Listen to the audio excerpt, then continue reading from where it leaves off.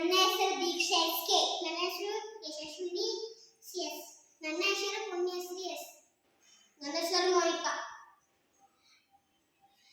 ನಾವು 2ನೇ ತರಗತಿ ಸರ್ಕಾರಿ ಹಿರಿಯ ಪ್ರಾಥಮಿಕ ಶಾಲೆ ದಂಡಿನ ಕುರಬರಹಟ್ಟಿ ಚಿತ್ರದುರ್ಗ ತಾಲೂಕು. ನಾವು ಹೇಳುತ್ತಿರುವುದು ಪದ್ಯ ಪುಟ್ಟು ಪುಟ್ಟು ಪುಟ್ಟು